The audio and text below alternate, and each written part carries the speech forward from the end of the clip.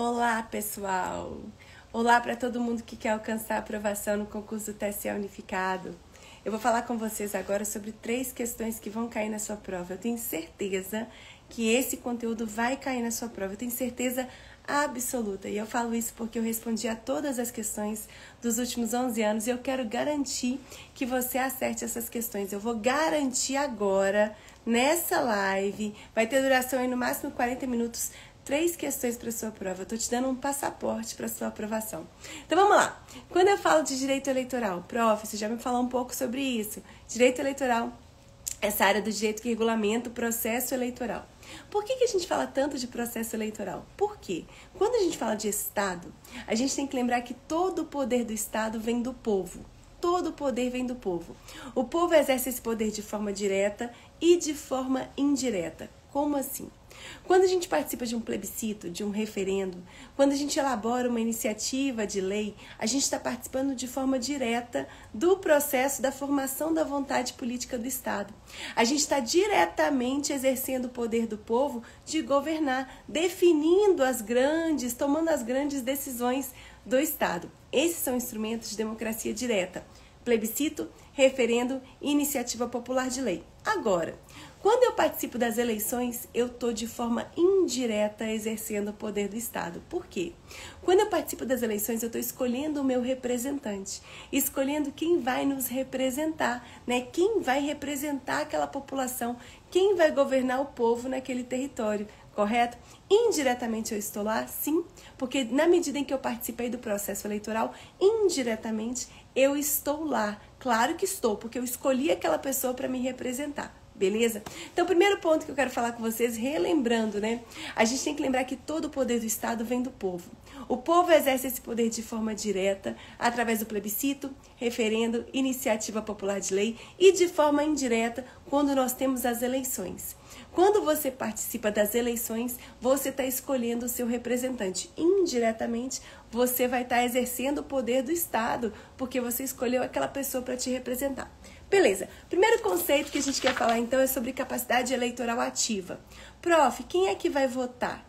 No Brasil, gente, o voto é obrigatório para os maiores de 18 anos até 70 anos de idade. Facultativo para quem tem 16, 17 anos de idade e para os analfabetos e para quem tem mais de 70 anos. Prof, e quem que é inalistável? Quem não pode votar? Os conscritos e os estrangeiros. Conscritos, aqueles que estão cumprindo o período de trabalho militar obrigatório, né, gente? Esses são os conscritos. E os estrangeiros também não vão votar, salvo o português equiparado. Como assim?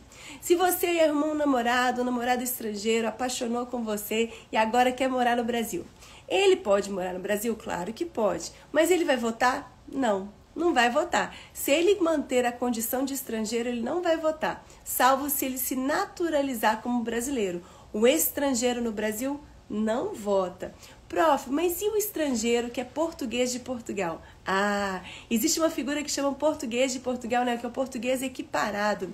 O português equiparado, ele pode votar nas mesmas condições que o brasileiro naturalizado. Pode sim, gente, votar e ser votado, mesmo mantendo a condição de estrangeiro. Então, mesmo ele mantendo a condição de português de Portugal, ele pode votar e ser votado nas condições do brasileiro naturalizado. É a única exceção. Prof, são todos as pessoas, os estrangeiros oriundos de países que falam a língua portuguesa? Não, somente o português de Portugal. E isso acontece também com o brasileiro que mora em Portugal. Então, somente o português de Portugal é o único estrangeiro que pode votar e ser votado nas mesmas condições que o brasileiro naturalizado. Beleza, entendi. Capacidade eleitoral ativa. Capacidade eleitoral passiva, prof, é a capacidade de ser votado. Você quer se candidatar. Quais que são, prof? Os requisitos: nacionalidade brasileira, brasileiro nato ou naturalizado. Existem alguns cargos que são exclusivos de brasileiros natos, né? O cargo de presidente e de vice-presidente da República, exclusivos de brasileiro nato. Além disso, gente, Para você se candidatar, você tem que estar no pleno exercício dos direitos políticos, tem que estar alistado perante a Justiça Eleitoral, tem que ter feito o seu alistamento, né? Tem que ter o seu título de eleitor, tem que ter domicílio eleitoral na circunscrição. Você quer se candidatar ao cargo de prefeito, tem que ter um município eleitoral tem que ter um domicílio eleitoral naquele município.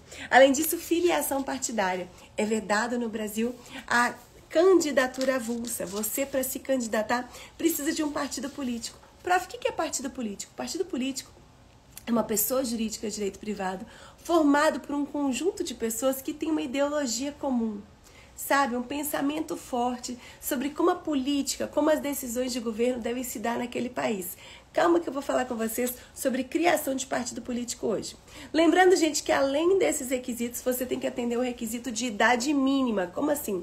Para se candidatar ao cargo de presidente e senador, no mínimo 35 anos. Para ser governador, no mínimo 30 anos.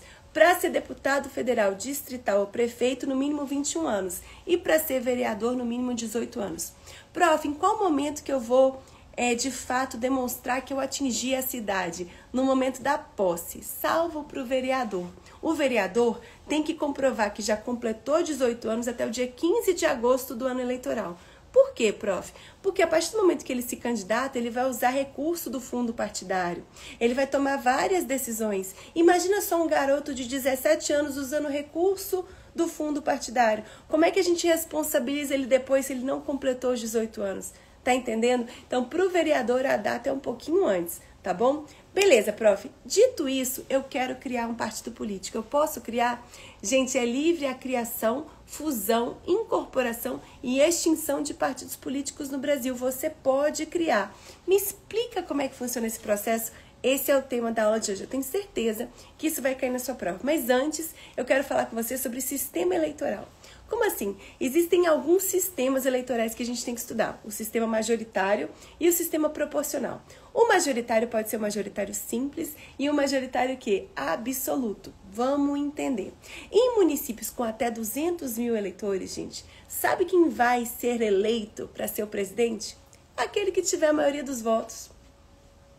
Prof, aquele que alcançar 50% mais um? Não. Isso é maioria absoluta. Aquele que alcançar a maioria dos votos. Digamos que você está num município que tem 5 mil eleitores. Um candidato recebeu 1.000 votos. Os outros candidatos, um recebeu 800, outros 600, outros 500, outro 400, mas um recebeu 1.000 votos. Esse que recebeu 1.000 votos é o candidato eleito. Maioria simples, ele recebeu a maior parte dos votos, foi eleito. Isso acontece em municípios de até 200 mil eleitores, municípios menores. Municípios maiores, municípios maiores é diferente. Nas eleições, gente, de municípios que tem mais do que 200 mil eleitores, eleição de governador, eleição de presidente, aí eu tenho o sistema majoritário absoluto. Para aquele candidato ser eleito, ele tem que alcançar 50% dos votos mais um. Por isso que a gente tem o segundo turno. Como é que funciona, prof? Bom, no primeiro turno nós temos, por exemplo, os candidatos mais bem votados, que não alcançaram 50% mais um dos votos, eles vão para o segundo turno. Como assim? Eu tenho, por exemplo, um município com 300 mil habitantes. Um determinado candidato recebeu 140 mil votos, outro candidato 120 mil votos e outro candidato recebeu 30 mil votos. E aí, alguém alcançou 50% mais um? Não, porque 50% mais um de 300 mil eleitores seria 150 mil e um voto. Ninguém alcançou esse número, teremos um segundo turno. Esse é o sistema majoritário absoluto. E o sistema proporcional, prof? O sistema proporcional é aquele que é adotado para as eleições do Congresso, dos deputados, dos nossos famosos deputados. Como assim? No sistema proporcional, eu tenho dois conceitos importantes que você não pode esquecer. O quociente eleitoral e o quociente partidário. Como assim?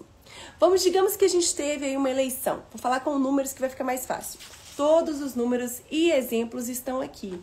Pessoal, a gente sempre fala, Tudo que está destacado em amarelinho responde a até 200 questões de prova. O que está destacado em verde até 100 questões de prova. E o que está em azulzinho são os exemplos. Vamos olhar esse exemplo aqui, olha. Está no finalzinho da página. Digamos que a gente teve uma eleição para a Câmara dos Deputados com 100 mil votos no total. 100 mil votos no total. E aquele estado, 100 mil votos no total relativos às cadeiras daquele estado, do estado de São Paulo. Aquele estado, gente, ele tem direito a 10 cadeiras, 10 lugares na Câmara. Então, eu tive 100 mil votos na Câmara dos Deputados e aquele estado tem direito a 10 cadeiras, 10 lugares na Câmara. O que eu vou fazer? Eu vou pegar os 100 mil votos, o total de votos que foram dados para a Câmara dos Deputados e vou dividir por 10. Cheguei no número de 10 mil. O que é 10 mil, prof? 100 mil dividido por 10. Quanto que custa uma cadeira no Congresso? 10 mil. 10 mil votos. Para aquele partido conseguir eleger um deputado, ele tem que alcançar 10 mil votos. 10 mil votos num candidato específico? Não. No somatório de todos os votos, de todos os candidatos daquele partido, aquele partido tem que ter alcançado 10 mil votos. Entendi, prof. 10 mil votos, beleza. Aí digamos, então, gente, que aquele partido alcançou 26 mil votos no total. 26 mil votos. Eu vou pegar 26, dividir por 10 mil, que é quanto custa cada cadeira no Congresso, e vou chegar no número de 2,6. 2,6 significa o quê? Que aquele partido tem direito a ocupar 2 cadeiras no Congresso. Vocês entenderam? Vamos recapitulando. Digamos que eu tenho uma eleição que 100 mil pessoas votaram nessas eleições, 100 mil votos válidos. Um determinado estado tem direito a 10 cadeiras na Câmara. O estado de São Paulo tem direito a 10 cadeiras da Câmara. O que eu vou fazer? Eu vou pegar 100 mil dividido por 10. Aí eu cheguei no número de 10 mil. 10 mil é quanto custa uma vaga, na Câmara dos Deputados. Beleza. Então, eu já sei quanto custa. Digamos que um determinado partido, o partido PSDB, recebeu 26 mil votos. Somando todos os candidatos a deputado daquele partido, quando eu somo o voto de que todos esses receberam, eu chego no número de 26 mil. 26 mil é o total de votos que aquele partido recebeu, considerando todos os candidatos do partido para a Câmara dos Deputados. Vou pegar 26, vou dividir por 10 mil, que é quanto custa uma cadeira. E vou descobrir quantas vagas aquele partido tem direito. No caso, eu vou chegar no número de 2,6. Né? Digamos que o partido recebeu 26 mil votos, vou dividir por 10, 2,6. Prof, tem como assumir 2,6, né? 2 cadeiras e meia na Câmara? Não tem jeito. Aí, nesse caso, eu vou arredondar para baixo, né, gente? 2 vagas. Aquele partido, então, elegeu 2 deputados. Prof, aí o partido vai escolher quais deputados que vão assumir aquelas cadeiras? Não. Serão os deputados mais bem votados. E é assim que vai funcionar. Gente, o sistema eleitoral, ele vai aparecer na sua prova. Dá uma olhada. Eu tenho o sistema eleitoral majoritário simples, eleições para prefeito de municípios de até 200 mil eleitores. Como assim? Aquele exemplo que eu falei com vocês. Digamos que eu tenho um município que tem 5 mil eleitores. Um candidato recebeu 1.000 votos, o outro 800, o outro 400, o outro 500, o outro 300. Mas quem recebeu mais votos foi aquele que recebeu 1.000 votos. Como eu estou falando de um município menor, aquele que recebeu 1.000 votos foi eleito. Né? Sistema majoritário simples nesse caso. Beleza. Quando a gente fala de municípios com mais de 200 mil eleitores, quando a gente fala de eleição para presidente, quando a gente fala de eleição para governador, e aí, prof, como é que funciona? Aí eu tenho que buscar a maioria absoluta. Como assim? O candidato eleito é aquele que alcançou 50% do número de votos válidos mais um. Então, se eu tenho um município com 300 mil eleitores, tivemos 300 mil votos naquela eleição. Aí, no primeiro turno, um candidato recebeu 140 mil votos, o outro 120 mil, o outro 30 mil. Peraí, algum candidato recebeu 150 mil votos e um, que é 50% dos eleitores mais um, não recebeu. Então, nenhum atingiu a maioria absoluta. Teremos o quê? Um segundo turno. Quem vai para o segundo turno? Os candidatos mais bem votados. É assim que vai funcionar. Beleza. E no sistema proporcional? No sistema proporcional, a gente está falando das eleições do Congresso, né, gente? Como é que funciona essas eleições? Você tem que entender esses 2 conceitos aqui que eu falei com vocês e que estão no exemplo. Tá vendo essa partezinha aqui, gente? O exemplo agora tá vindo em azul. Tudo tem exemplo com números, facilitando o seu entendimento. Vai ficar impossível não entender.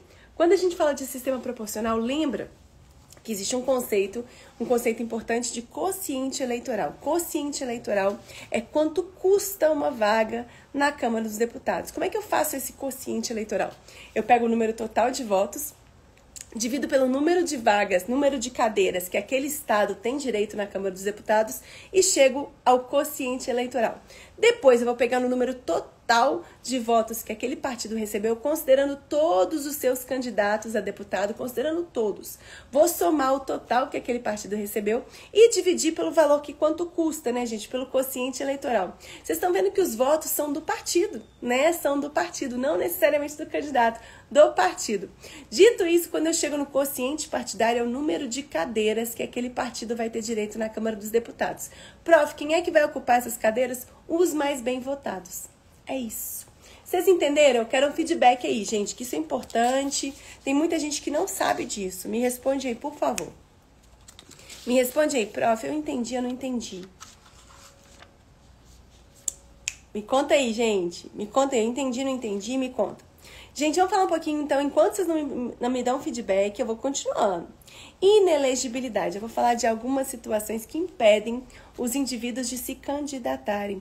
Inelegibilidade pode ser inelegibilidade absoluta e inelegibilidade relativa. Pessoal, absolutas são aquelas que estão taxativamente no artigo 14, parágrafo 4º da Constituição.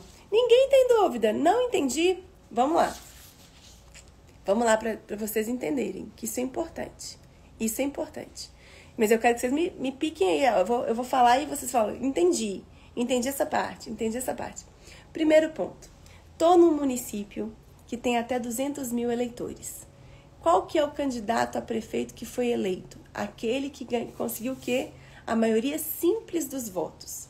Então, digamos que eu tenho um município com 5 mil eleitores. 5 mil votos válidos.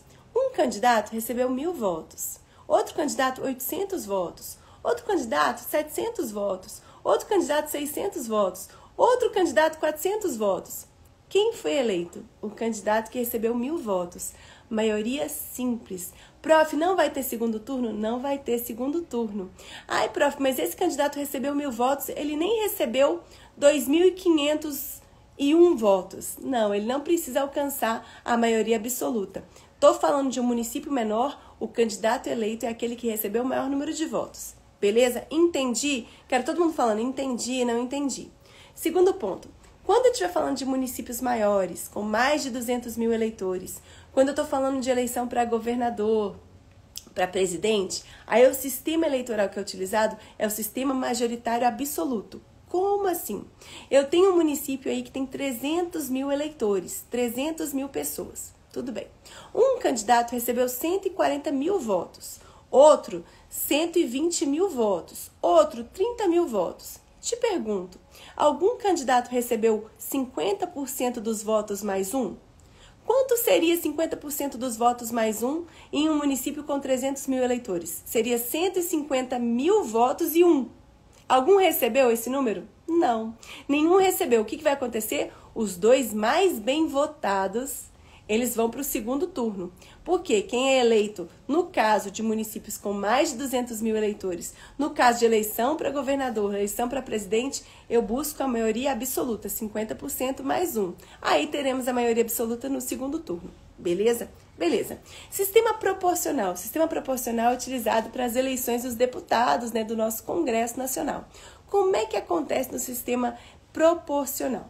Eu vou pegar o número total de votos válidos naquelas eleições para a Câmara dos Deputados. Digamos que foi 100 mil votos. 100 mil votos. Beleza. 100 mil votos no total. Votos para a Câmara dos Deputados no que tange ao estado de São Paulo. Beleza. Quantas cadeiras, quantas vagas na Câmara dos Deputados tem direito o estado de São Paulo? 10. O que eu vou fazer? Vou pegar 100 mil votos válidos, dividir por 10. Para descobrir o quê? Para descobrir o que a gente chama de quociente eleitoral. Quociente eleitoral é quanto custa uma cadeira do Congresso. Quanto o partido tem que ter de voto, recebido de voto, para conseguir eleger um candidato. Então, 100 mil votos para a Câmara dos Deputados, considerando aí o estado de São Paulo. Vou dividir por 10, porque são 10 cadeiras que o Estado de São Paulo tem direito na Câmara. Cheguei no número de 10 mil. 100 mil dividido por 10, 10 mil. Esse é o quociente eleitoral. Beleza. Digamos que o partido PSDB recebeu 26 mil votos, considerando todos os candidatos. Então, tinha vários candidatos do PSDB para a Câmara dos Deputados. Somando os votos que todos esses candidatos receberam, eu chego no número de 26 mil. Foram 26 mil votos que todos os candidatos, o somatório dos votos que todos os candidatos daquele partido recebeu. 26 mil. O que eu vou fazer? Vou pegar 26 mil, que é o número total de votos recebidos pelos candidatos daquele partido, e vou dividir por 10 mil. 10 mil é o quê? É quanto custa cada cadeira, é quanto que o partido tem que ter no mínimo de voto para eleger um candidato, né? Para eleger um deputado. Vou pegar 26 mil dividido por 10. Esse exemplo tá aqui, viu, gente? Olha, 26 mil dividido por 10. E vou chegar no número de 2,6. E aí, prof, o que é isso? O que é 2,6? 2,6 é o número de cadeiras que aquele partido vai ter direito de ocupar, né? Então, peraí, esse partido que recebeu 26 mil votos no total, dividido por 10 mil, ele vai ter direito a 2 vagas na Câmara dos Deputados. Porque não tem como a gente conceder a esse partido 2 vagas e meia. Não tem como partir um deputado no meio e falar, ocupa meia cadeira. Não existe. Eu vou o quê, gente? Vou arredondar para baixo e aquele partido vai ter direito a 2 vagas na Câmara dos Deputados. Prof, mas quem que são os candidatos que de fato vão ocupar essas 2 vagas? Os 2 mais bem votados daquele partido. Agora eu quero que vocês me respondam. Eu entendi, prof, eu entendi. Vocês conseguem perceber que os votos, né? Os votos que os candidatos a deputados receberam são votos do partido, né? São votos do partido. Que se o partido, somando todos os votos que todos os candidatos receberam, se o partido chegar no quociente eleitoral, né, gente, ele vai eleger algum candidato. Quem que vai ser escolhido? O mais bem votado. Fala, entendi, não entendi. Entendi, não entendi. Quero ouvir vocês. Mas, gente, eu quero ouvir, gente. Entendi, não entendi. Ah, bom. Entendeu? Tá claro. Vamos falar um pouquinho agora sobre partidos políticos, gente, que é importante. Vocês precisam saber, eu tenho certeza que isso vai cair na sua prova. Tem muita regrinha aí importante para você entender sobre partidos políticos. Vamos lá. Partido político. O que é partido político? Partido político é uma pessoa jurídica de direito privado que reúne pessoas que pensam, que têm uma ideologia, que têm um pensamento em comum, né, sobre os rumos daquele país, sobre as grandes decisões do Estado. Prof, eu posso criar um partido político? Pode. É livre a criação, fusão, incorporação e extinção de partido político. Só que esse partido que você quer criar, ele tem que ter caráter nacional. Ele não pode receber nenhum tipo de recurso de governo estrangeiro. Você não pode criar um partido aqui que está sendo financiado pelo governo americano. Claro que não. Se o seu partido está sendo financiado por um outro país, é claro que as decisões do seu partido estão sendo o quê? Determinadas por aquele outro país. E isso é vedado no Brasil. Então, o partido político não pode receber nenhum tipo de auxílio de governo estrangeiro, tá bom? Não pode. Em respeito à soberania brasileira. Além disso, o partido tem que prestar contas anualmente à Justiça Eleitoral. Prof, o partido presta contas somente na campanha, no ano de campanha? Não. Anualmente, o partido político presta contas. Por quê? Porque o partido político usa dinheiro público do tal fundo partidário. Então, ele tem que prestar contas do dinheiro público, das doações, de tudo. Vamos explicar como é que funciona. Além disso, ele tem que funcionar em conformidade com a lei. Agora, cada partido pode criar o quê? Pode instituir suas regras a respeito da sua estrutura, da sua organização, do seu funcionamento. Cada partido tem essa prerrogativa. Além disso, quando a gente tem um partido político que já tem caráter nacional, ele vai ter obrigatoriamente o seu registro, gente, o seu estatuto registrado no Tribunal Superior Eleitoral. É uma obrigatoriedade. O estatuto tem que estar no Tribunal Superior Eleitoral. Beleza. Além disso, gente, quando a gente fala de partido político, a gente fala de recurso do fundo partidário. O partido político vai ter acesso a recurso do fundo partidário e a propaganda na televisão e na rádio gratuita. Ai, que beleza. Gratuita, hein, gente? Além disso, é vedada a criação no Brasil de partido político com organização paramilitar. É vedado. Não pode ter organização paramilitar. Beleza. Dito isso, galera, vamos entender como é que funciona essa criação de um partido político. Galera, quando você aí quer criar um partido político, você tem que se reunir com mais 100 pessoas. 101 fundadores. Ah, prof. Encaminhar esse registro para o cartório e depois comprovar durante o período de 2 anos o apoiamento, o caráter nacional do seu partido. Como assim? O partido vai ter 2 anos para o quê? Para comprovar o apoiamento, gente, de 0,5% dos eleitores não filiados que deram, que votaram na última eleição geral para a Câmara dos Deputados, ou seja, 0,5%, 5 décimos, por cento dos votos dados na última eleição para a Câmara dos Deputados, não computados os votos brancos e nulos, distribuídos em 1/3 ou mais estados, com no mínimo 0,1 décimo por cento do eleitorado que haja votado em cada um deles. Vamos falar um exemplo, gente? Eu sempre crio exemplos. Vocês estão vendo que essa página está toda colorida, né? Todas as partes aqui em amarelo respondem a 200 questões. As partes em verde a 100 questões de prova. Assim você já consegue perceber. Essas partes em amarelo são mais importantes, então presta atenção. Elas respondem a muitas questões. Terminou de ler essa página? Já responda as questões de prova que cobram o conteúdo dessa página. Você aplica o conhecimento na hora. O livro é fininho, feito para você esgotar a matéria em 1 semana, para deixar tudo claro. E você fica mais tempo que resolvendo questão. Terminou de ler essa página? Sempre eu trago exemplos agora na parte azul. Terminou de ler essa página, aproxime o celular do QR Code de questões e vão aparecer na tela do seu celular as questões de prova que são respondidas pelo conteúdo dessa página. Assim você aplica o que você acabou de ler na hora, memoriza muito mais. Não perde tempo com um livro muito grande, gente. O livro tem que ser objetivo, voltado para você acertar a questão de prova. O livro tem que ser objetivo. Não adianta ler PDF de milhares de páginas, você esquece. Não adianta assistir um monte de videoaula, você esquece. Como que você vai lembrar resolvendo mais questão? Terminou de ler uma página, resolve questão. Ah, tô com dúvida na explicação de uma página. Escuta a explicação em áudio de cada página do material. Tô com dúvida nesse conteúdo? Eu gravei um áudio explicando cada página do livro. Meu Deus, vai ficar fácil demais, meu Deus do céu. Entendi, prof. Então tá, vamos falar do exemplo sobre o partido político. Imagina, tô lendo um exemplo aqui, que o partido político de caráter nacional chama Partido da Liberdade. Ele tem que comprovar o apoiamento de eleitores não filiados ao partido, para ter o caráter nacional. Suponha que na última eleição para a Câmara dos Deputados tenha sido realizada em 2018 e que o total de votos válidos no país tenha sido 110 milhões. Anota aí, 110 milhões. Desse total, esse partido ele tem que comprovar apoiamento de 550 mil eleitores, 0,5%, do total. Eleitores não filiados ao partido. Só que esses eleitores não podem estar todos num estado. Não podem. Ele tem que estar distribuído em pelo menos 1/3 dos estados brasileiros. Tem que estar distribuído entre os estados brasileiros. Não pode estar todo mundo concentrado em São Paulo. Não pode. Com um mínimo de 110 mil eleitores apoiadores em cada um deles. Ou seja, em cada um desses estados, no mínimo 110 mil eleitores. Vamos entender a conta.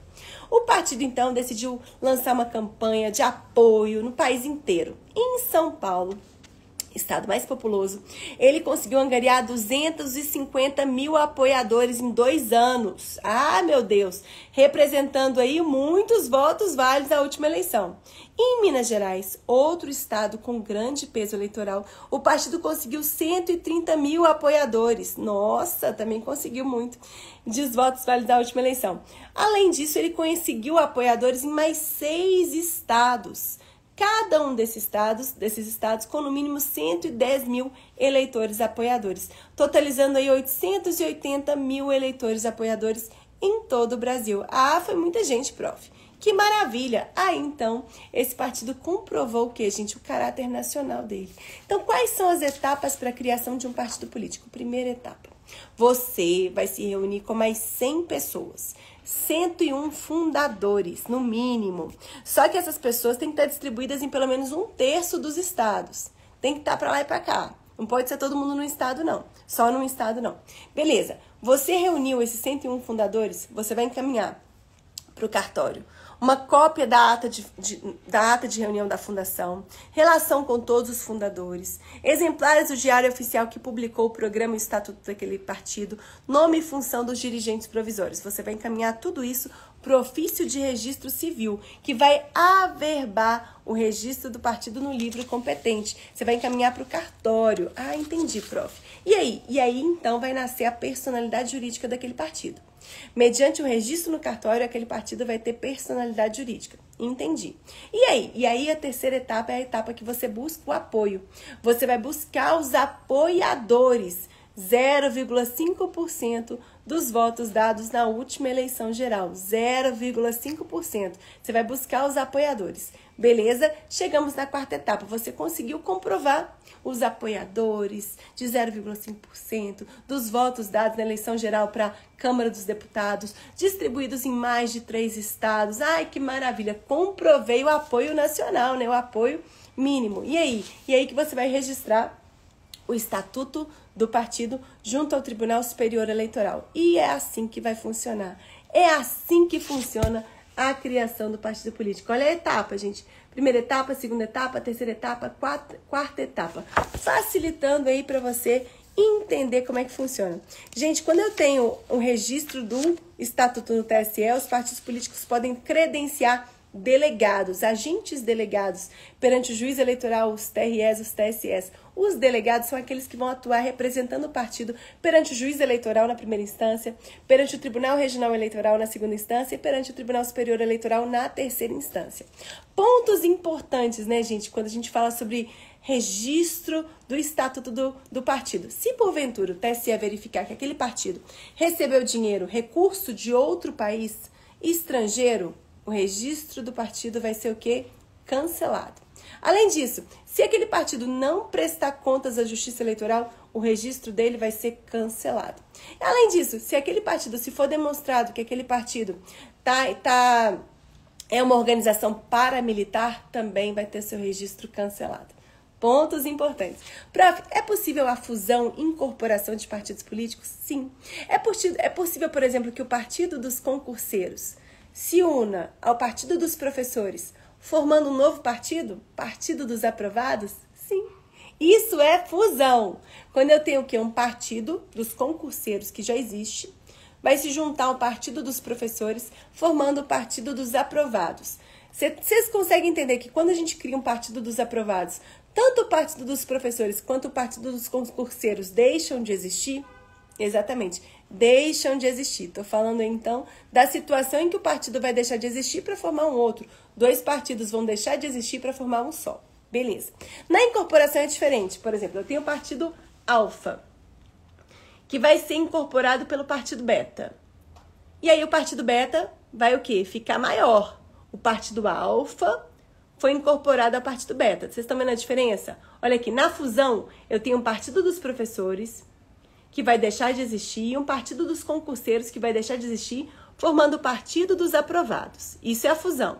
Na incorporação, eu tenho o partido beta, que vai incorporar o partido alfa. O partido beta vai se manter, vai só ficar maior. Aí eu estou diante de uma incorporação. É diferente. Correto, prof. Estou entendendo tudo. Beleza. Ponto importante, gente, sobre quando a gente fala de coligação e federação, que esse também é um ponto importante. O que acontece? Federação. Federação, gente, é quando um partido, 2 ou mais partidos, vão se unir para disputar as eleições. É diferente de coligação. Coligação é quando os partidos se unem para disputar uma única eleição. Federação é quando os partidos se unem para disputar o quê? Para disputar algumas eleições, né? Porque o prazo da federação é de no mínimo 4 anos. Então eles podem disputar 2 eleições, uma eleição para prefeito, eleição para presidente, a gente não sabe. Então a federação, a reunião é por um prazo maior, de até 4 anos. A coligação é uma reunião temporária só para aquele pleito, só para aquela eleição. Beleza, entendi, prof. E aí eles vão formar o quê? Eles vão atuar em federação como se fosse um único partido. Vão atuar como se fosse um único partido. Regras para as federações. Primeiro, a federação somente pode ser integrada por partidos que já tenham seu registro definitivo no Tribunal Superior Eleitoral. Além disso, os partidos que se unirem em federação têm que permanecer naquela filiação por no mínimo 4 anos. A federação ela pode ser constituída até a data final da realização das convenções partidárias, até o finalzinho das convenções. Além disso, a federação terá abrangência nacional e vai ser encaminhado o registro da federação para o Tribunal Superior Eleitoral. Beleza. Ponto importante, gente. Se um partido sair da federação antes de 4 anos, que é o período mínimo, ele vai ficar proibido de ingressar em uma nova federação e de celebrar coligação nas 2 eleições seguintes e até completar o prazo mínimo remanescente de utilizar o fundo partidário. Então, tem punição para quem sair da federação antes da hora. Além disso, quando a gente fala sobre filiação ao partido. Prof, eu quero me filiar a um partido. Esse é um ponto importante também.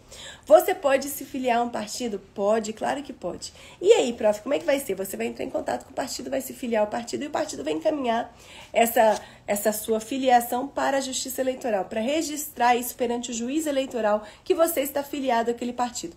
Como é que vai ser esse processo de filiação, prof? Todo mundo que está filiado pode se candidatar? Gente, em conformidade com a lei, né, existe um período mínimo de filiação para você se candidatar, no mínimo 6 meses. Então, se você se filiou hoje a um partido, você tem que se filiar até 6 meses antes da eleição. Esse é um prazo legal, mas é claro que cada partido, né, pode definir um prazo diferente. Um partido, por exemplo, pode estabelecer que só vai poder se candidatar aquela pessoa que já esteja filiada ao partido pelos últimos 2 anos. O próprio partido tem essa autonomia de estabelecer isso? Tem. Ele tem autonomia para estabelecer um prazo maior? Tem sim. Além disso, cancelamento imediato da filiação se dá em algumas situações. Se você morreu, a sua filiação àquele partido vai ser automaticamente cancelada.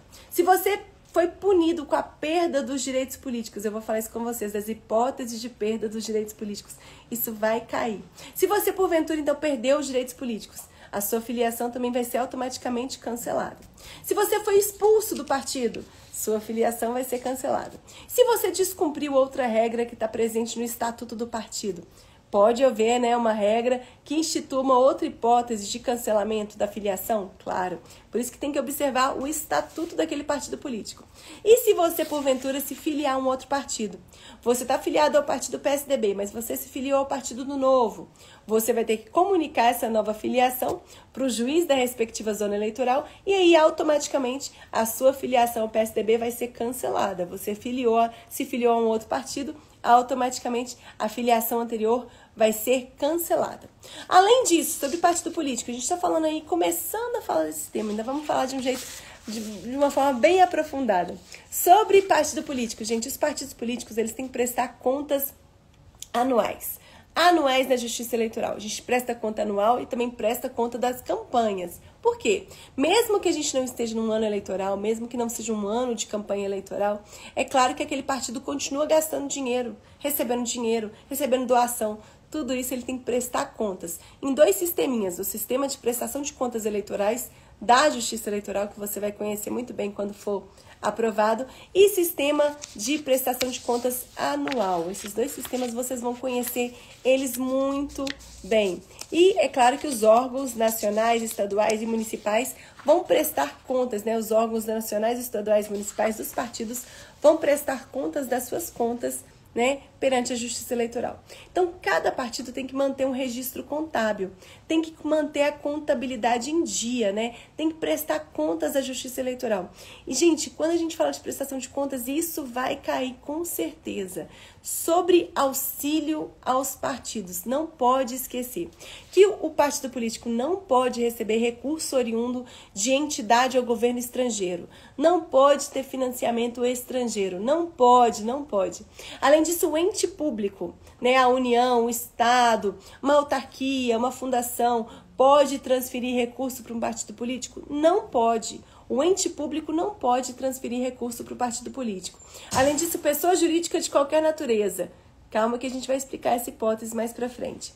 Entidade de classe ou entidade sindical pode transferir recurso para o partido político? Não pode. Além disso, pessoas físicas que ocupam cargo em comissão ou função de confiança.